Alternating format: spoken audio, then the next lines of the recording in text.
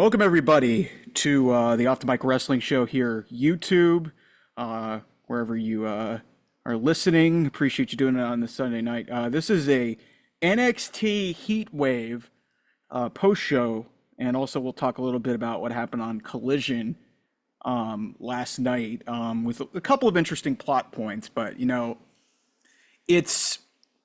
this is really interesting to get into this NXT show based off what we saw at Money in the Bank last night.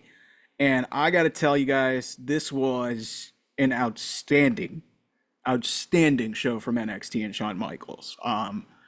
All 5 matches on the show delivered in their own unique way. Very exciting, including a very shocking development at the end of the show and a closing shot that's going to get a lot of people talking. So NXT has gradually in the last couple of years really built itself back up to not exactly what the black and gold brand was, which was what made the brand so popular, but it's really this hybrid model that they have of a lot of young, green, and really athletic or just talented people across the board coming in. And then you have veterans they brought in Ethan Page and they brought in Sean Spears, and they've got veterans and talented performers that have been talented on the independent scene, that Carmelo Hayes was really molded into who he is. You've kind of hybrided it to the point of it's a really exciting product to watch. And they got a big TV deal. They're going to be on the CW in the fall. These premium live events that they've had since they've gone back to the road have been good, but this was, to me, the best PLE takeover, whatever you want to call it, since the brand went to the 2.0 into this new version of whatever you want to call it in NXT. This to me was the best NXT premium live event that they've done under Shawn Michaels. I mean, a lot of people will probably go to the Stand and Deliver show in LA in 2023, or the Stand and Deliver show this year in Philadelphia. But there was so much good on this show. A lot of young talent shining and just showing you how bright the future is for WWE, because for years they struggled in developing new stars. And what this show really shows you is not just in what they've done for some of the established talent that they've brought in, as I mentioned, but also the young people, and the future of the business is in very good hands, especially the women's division. 2 outstanding women's matches on this show, and really the one performer who's been in this for a long time. She's only 22, the main experienced performer out of those 4 ladies who were on this show. The most experienced person is 22 years old. That's insane to think about. So, yeah. And I mean, I'm not going to get into the conjecture about was it better than Money in the Bank? Was it not? That's just the divisive nature of the internet wrestling community. I thought it was just a fantastic show, and really showcased the future of WWE is really, really bright. So you know what? We'll go from start to finish here. Run through this show. Only 5 matches. Toronto crowd was lively. Over 10,000 people were there. Just like I said, to put this into perspective, one Sunday ago in UBS Arena, and some people, I don't really care if you're an AEW fan and you want to take a shot at me here. This show more than likely outdrew in attendance what Forbidden Door did in New York last week. So just call it what it is. The people and the ratings have shown this, that yes, there was a significant drop off because I don't know how you really want to explain it. But there has been a surge and an interest in a lot of these characters that NXT has been developing over the last handful of months. And it's really been nice to see. So one of those characters, let's start with the first match here, is Obafemi. Let's talk about it. To quote Trick Williams, let's talk about it here for a second. Obafemi is everything that WWE and Vince McMahon wanted Omos to be. They wanted a giant Nigerian killer who was just going to beat people up mercilessly and look good doing it. And Omos, all due respect to him, he seems like a nice guy if you pay attention to his social media, but the guy can't move. He can't move. Obafemi was doing things. Granted, he's facing Wes Lee, who's probably close to 100 pounds smaller than him. But he was throwing around Wes Lee. I think he did one of the craziest F5s I've ever seen. You could probably call it an F1000, where he literally spun him around like a helicopter off his shoulders. There was this chop on the apron that reminded me, for you wrestling nerds like me, if you remember in the 2005 Royal Rumble, Gene Snitsky basically chopped Paul London. This was kind of a little bit different from that spot, but where he just smacked him off the apron with his bare hand, and so you could hear like an audible gasp of the chop that just connected with Wesley's chest. And then just a heroic comeback from Wes Lee. He hit a Hurricane Rana for a near fall. Oba got another nasty uppercut in. Wesley hit his finish, the cardiac kick for a near fall. But we all knew where this was going. This was all about Oba Femi, making him look good, making him look like a stone cold monster. And I mean, the stipulation for this match coming in was that if Wesley doesn't win, he doesn't get to challenge for the North American title, the title that he really helped legitimize more than anybody, which is, I mean, there's been a lot of big time names that have held that title. And Wesley's got the longest reign. He was outstanding. And you know what? Also a lot of good work in selling his back, because he had to have back surgery that was thought to be almost career threatening. So really an outstanding performance and an outstanding match. Like Oba Femi, this guy doesn't have a lot of match experience, but every time he has gone on a big stage or even on an NXT show, defended his title or even competed, he has been tremendous. And at some point, you've got to have a discussion about, okay, how the hell are you going to take the title off of him? And two, like, what in the world, like, at some point, he's got to be the NXT champion. This guy is like 25, 26 years old, barely taking on the business. And he is just such a joy to watch, just a monster. And these are the type of monsters that in WWE's heyday, like when Vince McMahon was actually sane, they knew how to book these guys and make them look strong and not like, like screw up somebody like a Braun Strowman. And I know a lot of people will migrate naturally to what happened with Braun Breaker last night, but I think that's going to feed into his character. And obviously you got to factor in who he was facing. This was a little bit different. Oba's a champion, and you've got to make him look strong, even against a resilient challenger like a Wesley. So Oba retains the NXT North American title in this match. Really just a great opening match. Really good showcase for both guys. The big story coming out of this, outside of Oba retaining, is Wesley did a promo later on in the show where he was talking about, I don't know what's next, and I'll figure it out on Tuesday. And they've hyped that up for Tuesday's show. And you know what? You look at it, if you've been paying attention to TNA, and obviously TNA is starting to have this little partnership with a lot of people coming in and going both directions. More so, I think we've seen it on TNA if you pay attention to that show. But there was an angle that they did this past week on TNA where Charlie Dempsey and the North Quarter Catch crew, his group, Charlie Dempsey, for those who don't know, is William Regal's son. So that's a neat little element. So Charlie Dempsey comes in, gets involved with the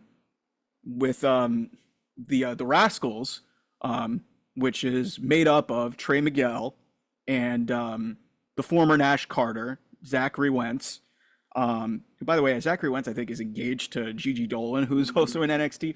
And if you watch the storylines, the circumstances of Nash Carter, now known as Zachary Wentz, being effectively fired from WWE, some allegations that were out there, I won't get into him, and he's now obviously in a better place, and I think a lot of that stuff's been cleared up. But so anyway, North Quarter Catch crew, Charlie Dempsey and his crew, comes in and interferes in a match involving the Rascals. And Wesley was in the Rascals when he was in TNA before him and Zach Wentz made the jump to NXT to form MSK. So what I think is going to happen here is, as a part of this partnership, I think there's a really strong possibility that you have the Rascals reforming in some form or fashion in TNA or on NXT's turf to combat the No Quarter Catch crew. And that'd actually be an effective way to kind of move Wesley forward, because let's get real. Beyond that, I really don't know what else there is for Wesley to really accomplish in NXT. He's been ready for the main roster for a while. Um, Maybe you could convince me that he could potentially get thrust into the NXT title picture based off of what happened in the main event.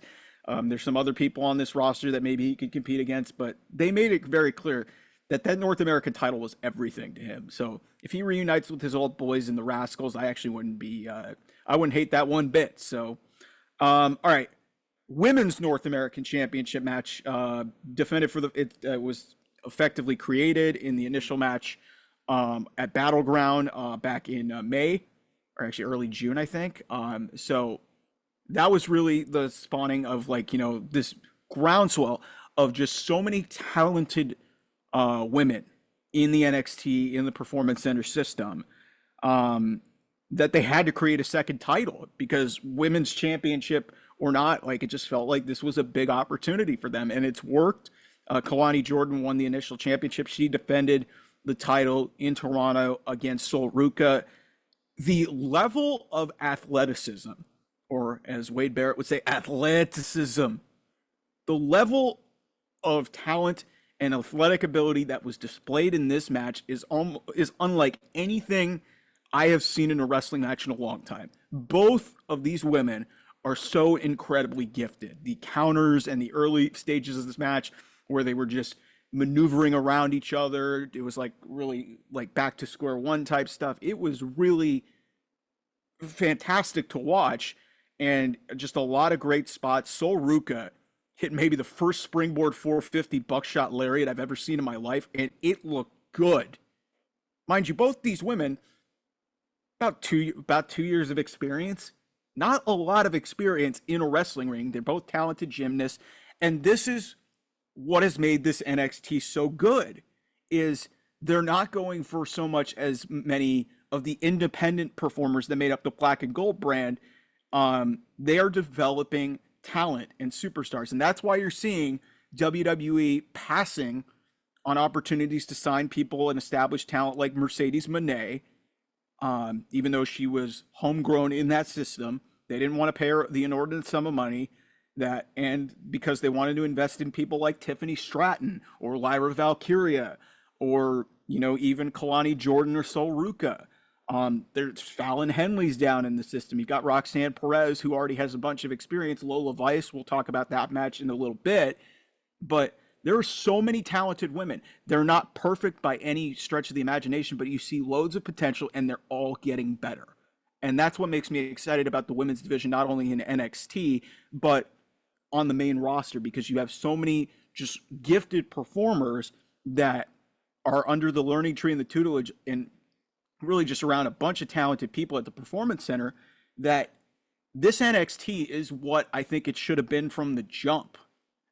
You're molding people and you're expanding your roster so you can develop these top prospects who were collegiate athletes or something like that, and just molding them in with limited experience and making superstars.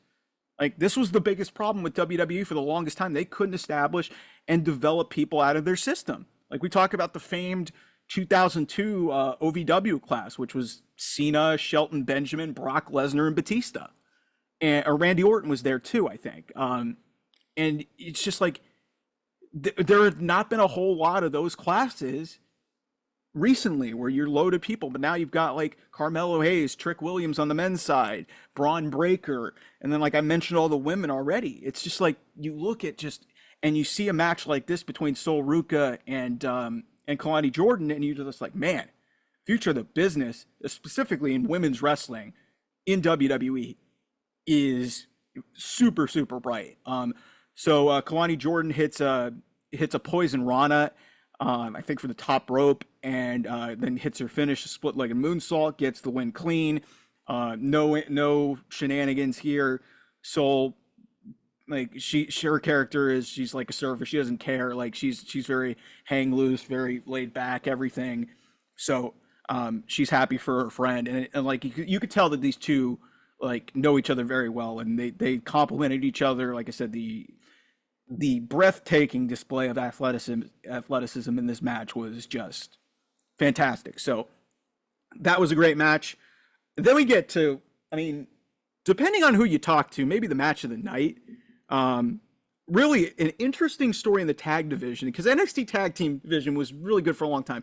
They've kind of been, trying to shuffle through. They have a lot of teams, but not with a ton of heat. And so Axiom and Nathan Frazier, by the way, Nathan Frazier, you can see a ton of Seth Rollins in him, and Seth Rollins trained him, there's no irony in that. But the story between that team as they take on Chase University, Andre Chase, and Duke Hudson. So the story of this match really was Nathan Frazier's now kind of becoming a little bit of a big shot, competing in a bunch of speed matches. He had a singles match for the Heritage Cup at one point. And he showed up late to the building. Like, they were saying it was travel issues. We don't know, but we're playing into this storyline that there's maybe some dissension between Axiom and Frazier, who are friends, as they go into this match against Chase U. On the Chase U side, Ridge Holland, if you remember from the main roster, has been getting involved in some of the Chase U matches, and there's just been a lot of dissension. So Andre Chase tells Duke Hudson, don't come to Toronto, don't show up, don't be in our corner. So that's your their table setter for this match. Early on, really just sort of setting the stage for what was going to be a huge big move finish to this match. And it got to the point, like, credit to Duke Hudson for the old handstand Stratisfaction head scissors spot that Trish Stratus used to hit for all those years. Very interesting there to hit that in Canada. Duke Hudson's got a lot better in the ring. He was very raw, and he was brought up during the pandemic, and like, he's been able to mold himself, and I think he's really coming to his own as a part of Chase University. But then it got super crazy near the end of this match. There was a sequence where Axiom and Nathan Frazier have their spot where Axiom goes up to the top rope, hits a Spanish fly, and lands him in the ring. And then off of that, Nathan Frazier hits a Phoenix splash from the other corner, and they go for the pin, and it usually ends the match. How this did not end the match needs to be seen to be believed.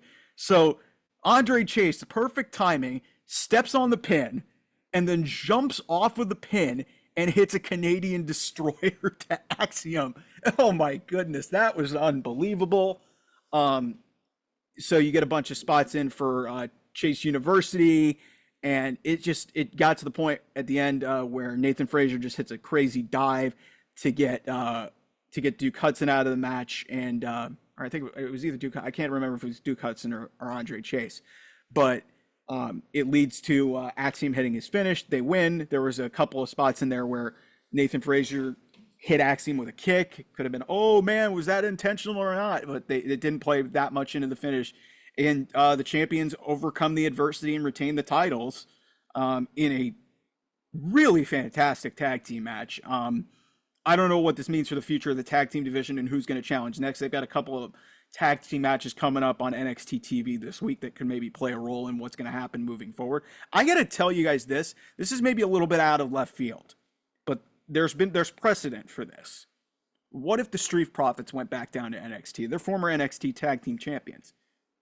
They don't really have a lot of heat, motivation on the main roster. I mean, they might challenge DIY being the new tag team champions after winning them on SmackDown this week. So, but yeah, I mean, I wouldn't hate seeing Montez and Angelo go back down to NXT and potentially challenge Axiom and Frazier, because that would be just a athletic spectacle for the tag team division. I mean, Good Brothers are down in NXT while they're away from AJ Styles, and there's a lot of younger tag teams that you could potentially make the state. And then there's also the family, Tony D'Angelo and his family, former tag team champions.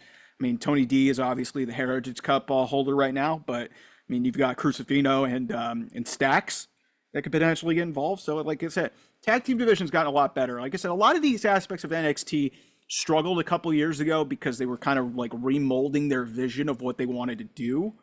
Obviously the transition with Vince McMahon and like the hierarchy of power kind of complicated things. But now that Shawn Michaels really is having his full imprint on this brand, you can kind of see, and like also just seeing like these young talent that are just being molded into something better. It's just like, it's really great to watch. So women's championship match, NXT women's championship match, Lola Vice taking on Roxanne Perez. I interviewed Roxanne Perez I always thought that she had potential.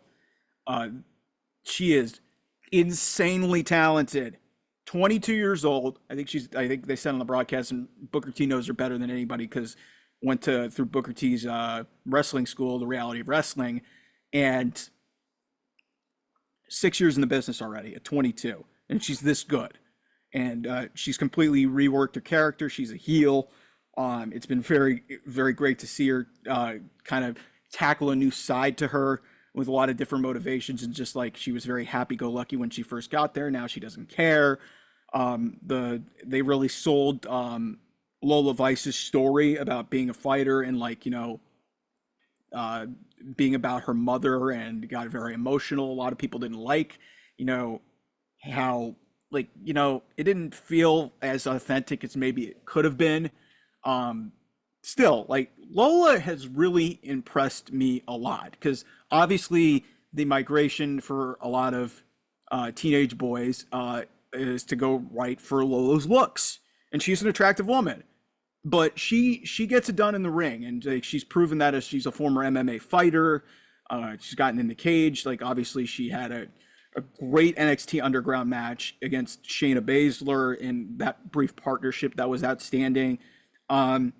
And she's gradually been able to get over the fans. She was the de facto babyface. She'd been a heel for a long time, but because of the nature of the feud, she was a babyface. But she looked good in this match.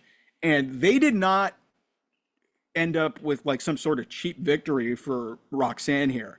Like, Roxanne, I think, had to hit 4 or 5 pop rocks for finisher, one on a table at one point. One of them was botched, and like, she just didn't care. She was like, okay, this doesn't look good. I'm just going to do it again.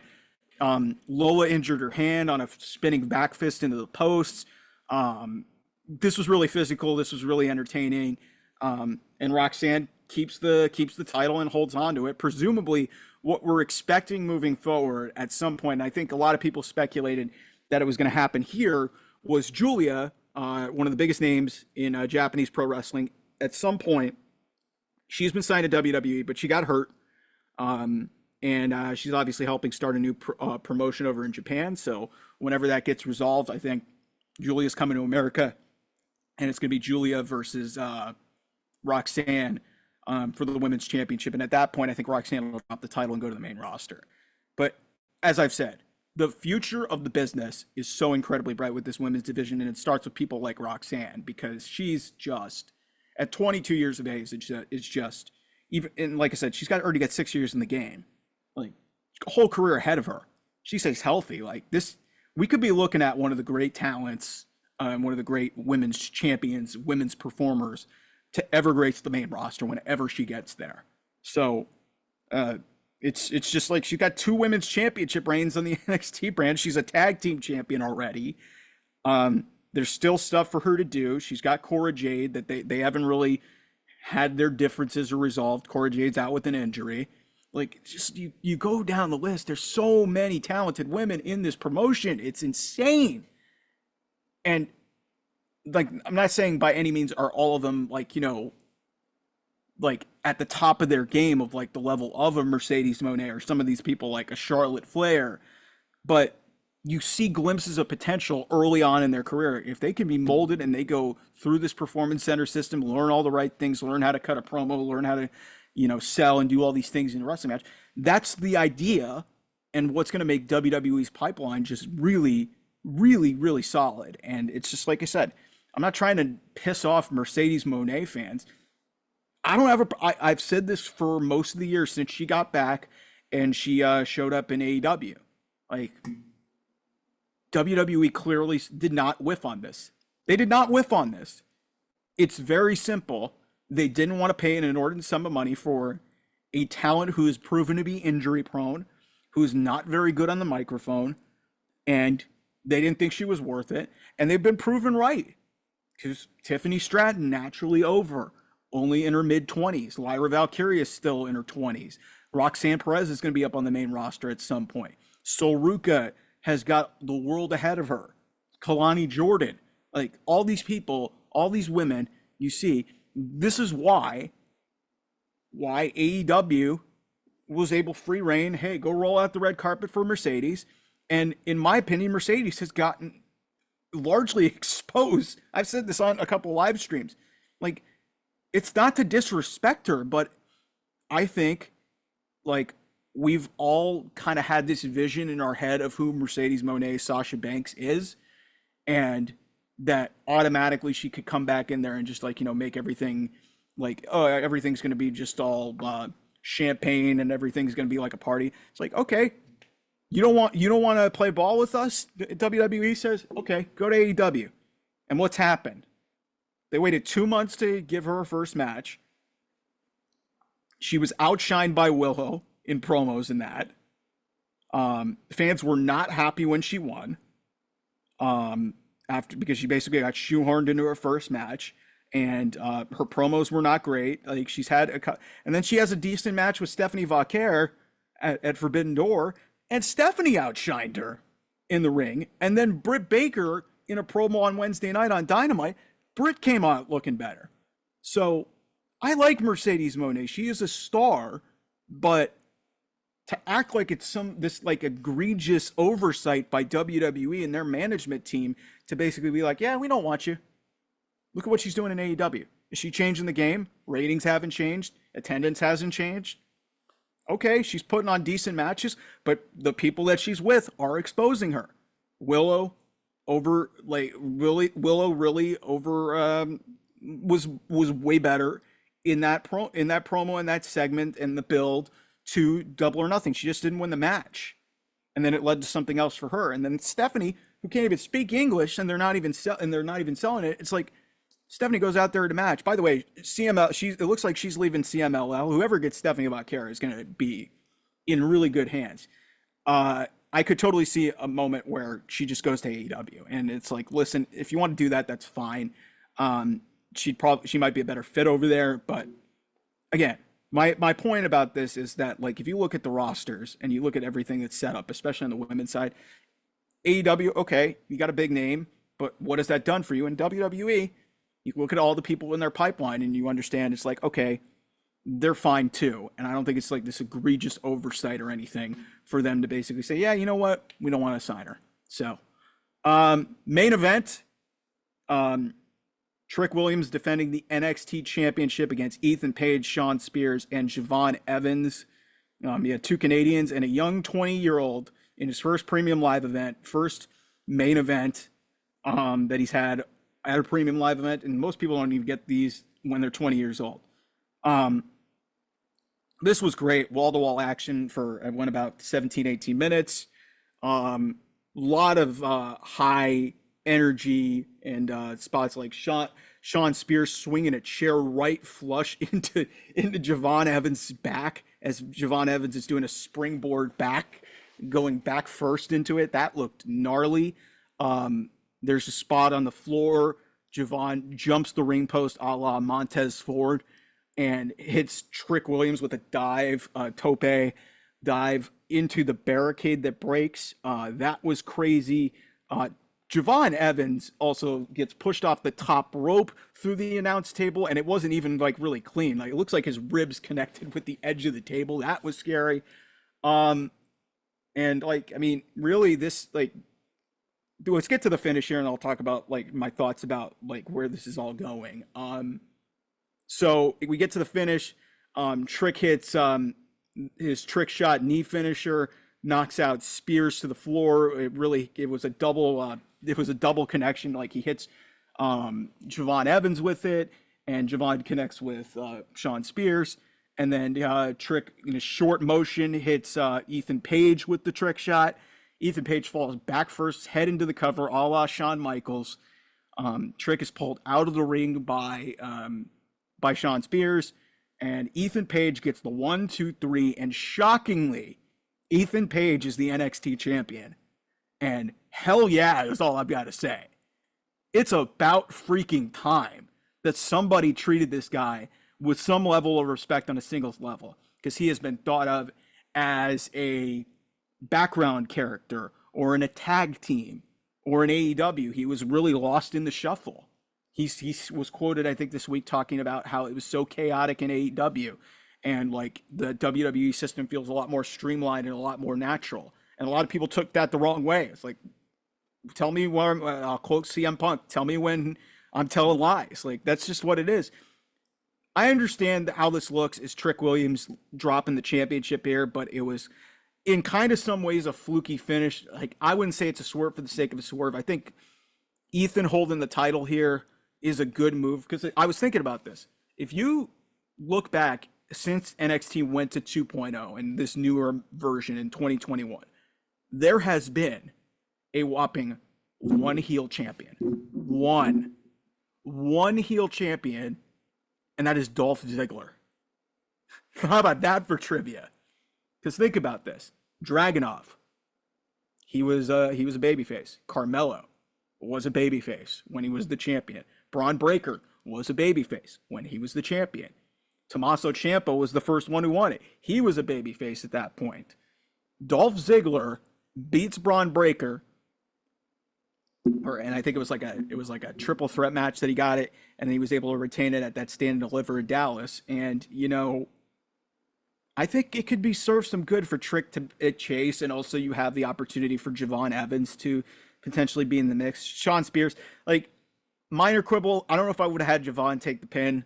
I don't know why you're protecting Sean Spears at this point. But like I said, he's done a really good job of what he's been given so far. And speaking of which, Sean Spears, another guy that was misused by AEW. But Ethan, let's start with Ethan Page. I think it's outstanding that he gets this opportunity to be a champion in WWE. He is a fantastic talent, fantastic on the mic, fantastic in the ring, and I think him being the leader of this brand, if it's going to be short or whatever, I think it's a good deal.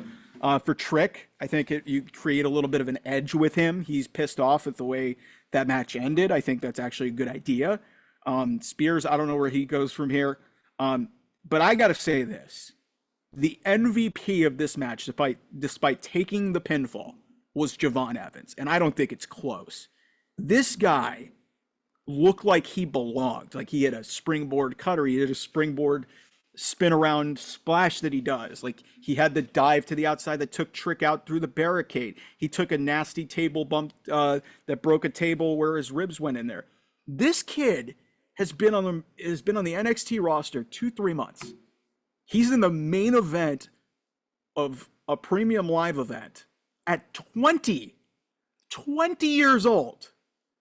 And this guy looks like he is an absolute megastar in the making if they play their cards right. I understand he's lost a bunch and he's gotten pinned, but I talked about this on my Money in the Bank post show last night. You don't have to be prisoner of wins and losses. Yes, okay, he lost to Ethan Page when Ethan came in because Ethan wasn't in the Battle Royal, and like the whole circumstances of how they set this up was a little bit weird. But I'm willing to trust in the process of Shawn Michaels that they know what they're doing with this kid. They showcased him really well. He just didn't win. But he looks like, I mean, they call him the young OG. This guy is just a star.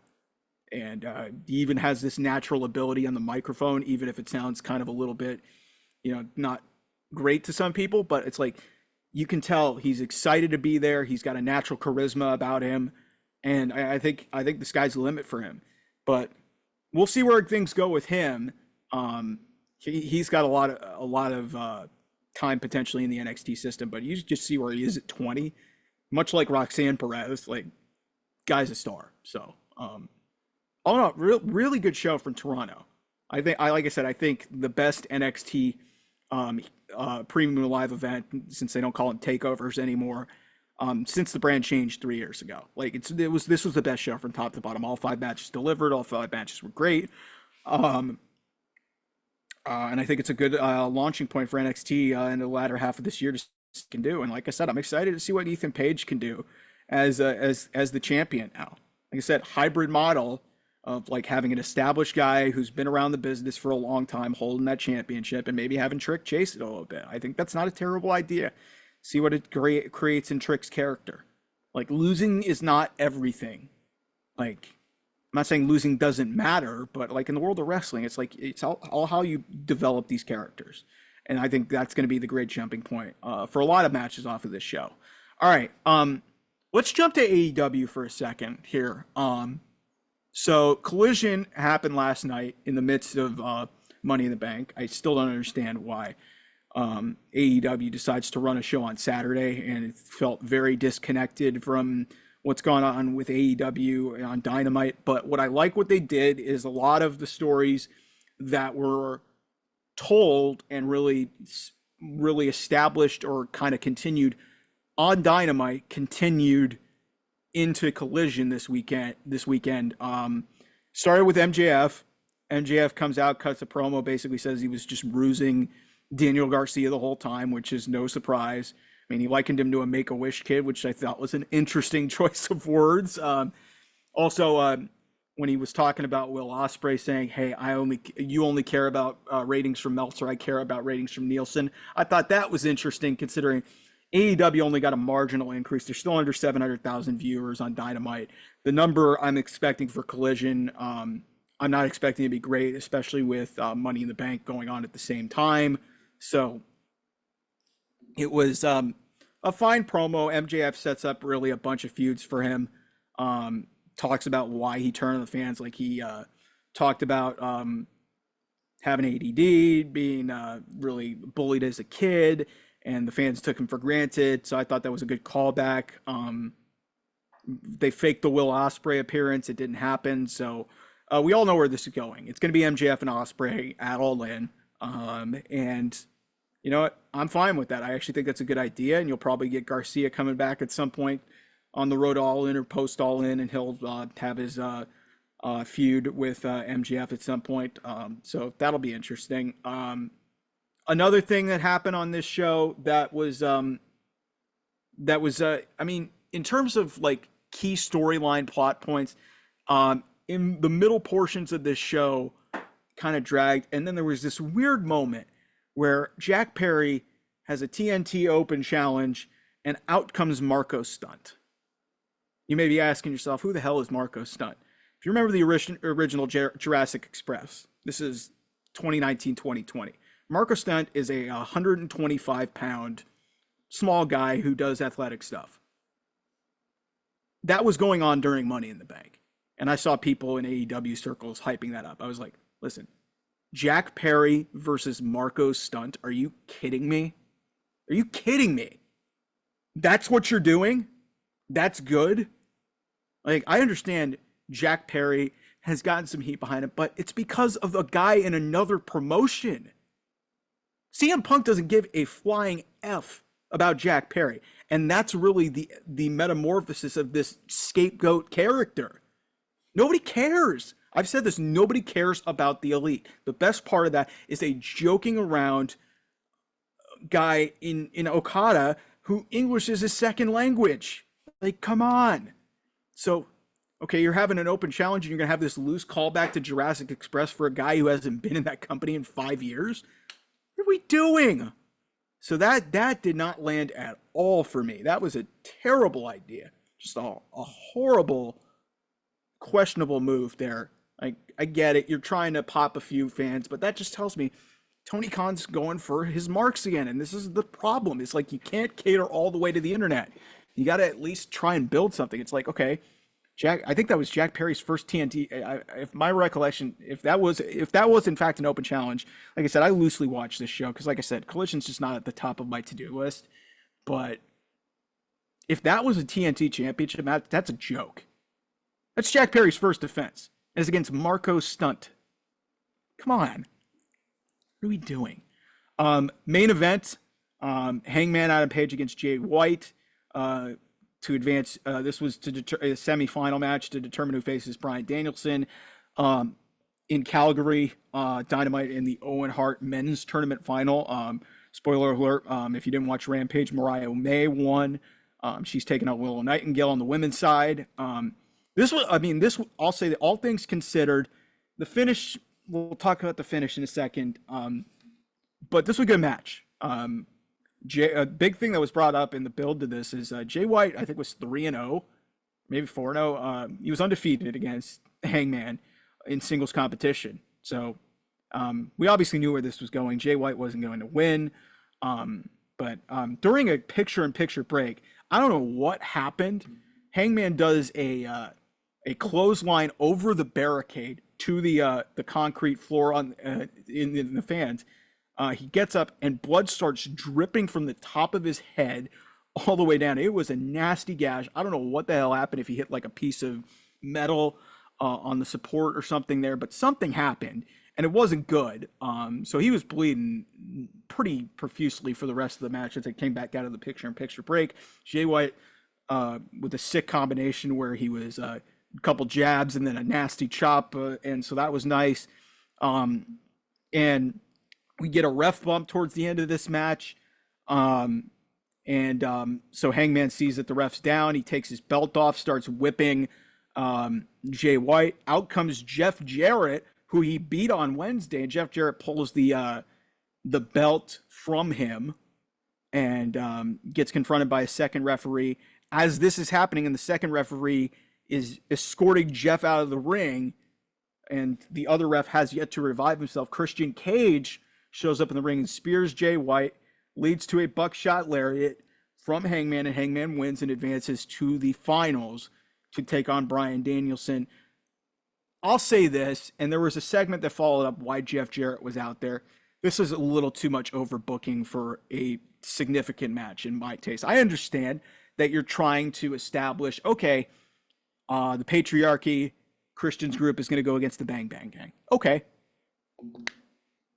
that's fine. I'm sick and tired of seeing Jay White get involved in all of this bullshit that has happened. This guy is one of the most talented wrestlers on your roster. You made such a big deal about bringing him in, former IWGP champion, and he's carrying around three titles that in a trios division that is non-existent. And I don't think you needed to go to that length and put a bunch of nonsense there at the end. I understand Jeff Jarrett had to be out there for the integrity of the tournament. I'll talk about the segment that they did off there, which, by the way, should have happened on the show. But I have a theory, and it's probably going to be very disingenuous to some people that they're not going to like what I have to say. But the Christian involvement, it's like I could have done without all of the BS. It's just, it feels, I get it. You're trying to sell Hangman as this guy who just doesn't care if other people are getting involved in his matches. Also, Young Bucks, before the match, it's announced that the whole Bang Bang Gang got banned from ringside, banned from the building, and that was an edict from them. So they're trying to win over Hangman. But like I said, fine match, finish, a little too much overbooking for me. Hangman goes to the finals. I have no idea who's winning this match, because the big question for me is what happens to the loser of Bryan Danielson Hangman. By the way, 1-1-1. They have a draw, which was a 60-minute draw. Both have won a match. Hangman retained the championship in early 2022 over Bryan Danielson, and then middle of 2022 tournament match that set up Bryan Danielson versus Jon Moxley for the vacant world title. That was after Brawl Out. So, yeah, I mean, this new version of Hangman's really intriguing. He's fueled by revenge and rage, not the happy-go-lucky guy. So you would think, hey, from a storyline perspective, Hangman feels like the better winner here to go up against Swerve Strickland at All In. But then you got Bryan Danielson, who hasn't won a championship in AEW. This is his last ride in the company. He's finishing up this year. Last year as a full-time performer. And I think he's missed. Yeah, I think he missed Wembley last year. He missed it by a week because he ended up getting brought back in to face Ricky Starks All Out the next week. So it's the first opportunity for him to be on a show. So it's like, if I get the feeling that Nigel McGuinness might be a possibility, I just don't know how that's going to land with mainstream people, and if they're going to care enough about a Bryan Danielson Nigel McGuinness match when Nigel McGuinness hasn't wrestled in 10 years. If you're Hangman and he loses, I have no idea where he goes from here. Some people were saying Okada. It's like, why would that be the match that you go to if you're trying to convince us that Hangman's a heel? Like, I don't know how that works out. So it's going to be really interesting to see how this plays out. I mean, the women's has been decided. Like, Mariah May's winning. Like, I love Willow. I think she's great. It's just like Willow won it last year. And frankly, like, they should have done more with her off of that win. But Willow's got Chris Statlander staring her in the face. So she's not facing Toni Storm for the women's championship at Wembley Stadium. Um, so yeah, I mean, all in all, this is interesting. Where they're going to go with this. Okay, so the post-show segment before I get out of here, and this was shown on AEW social media. I don't think this made television, if my recollection is there. So Jeff Jarrett is pissed off backstage after the match, and he's pacing around, really angry, walks over, sees Tony Khan and Christopher Daniels, and basically pleads his case saying, man, we can't have all this BS to honor my friend Owen Hart. It means way too much. And basically he pleads with them, hey, make me the enforcer for Hangman versus Danielson so I can ensure that there's no BS like what happened in that match between Hangman and Jay White. And Christopher Daniels kind of agrees. Tony Khan, in honest to God, I think this is why it didn't air on television. Tony Khan was stumbling through his words. And even in a pre-tape, what looked like a pre-tape segment, it did not, he was stumbling over his words. He didn't feel like any of that felt authentic.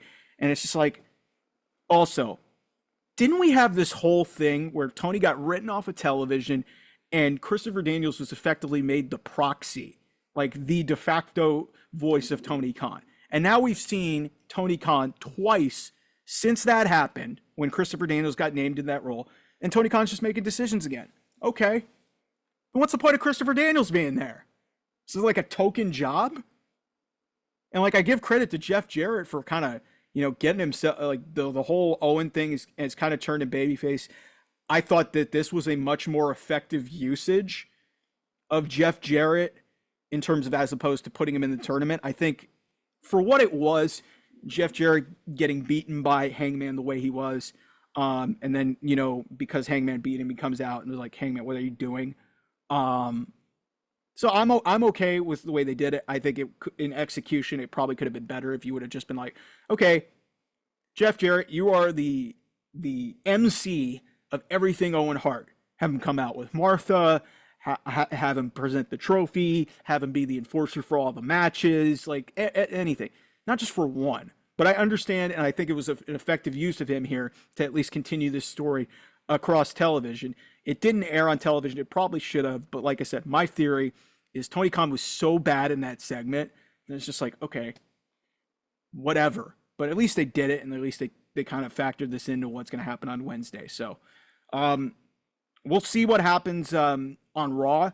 Drew McIntyre has been suspended indefinitely in storyline by Adam Pearce after his situation that developed at the post show on the set. So that happened. You've got, I think, a 6-man tag that's got made with Braun Strowman and Awesome Truth going up against the Judgment Day. I'm assuming that's Carlito, JD, and Finn, and not Damian Priest. And then you've got Zelina and Rey Mysterio versus Dominic and Liv Morgan. Maybe we get the return of Mommy tomorrow night. Because that would light the world on fire, pretty much, in terms of the wrestling world, if Rhea Ripley is back. And it seems like the clock is getting there. Like I said, I'm expecting Roman and Rhea to be back with two of the biggest sustained pops in the modern wrestling era in the next 4 to 6 weeks. I fully expect that to happen, and Rhea might happen tomorrow night. It makes a lot of sense. We'll see if that leads to anything. And yeah, all in all, really good weekend of shows. Like I said, Dynamite. The big question I have for Dynamite, a marginal increase. We'll see how this plays out in the build down the road to see if they can parlay any more viewers, but they're still under 700,000 people. Like, no matter how you spin that, to me, that's not good. That's not good. So we'll see where everything goes. But until next time, I'll talk to you guys a little bit later on. We'll hopefully have some more reaction stuff throughout the week, and as we get closer and closer to All In and SummerSlam next month. So talk to you guys real soon. Bye-bye.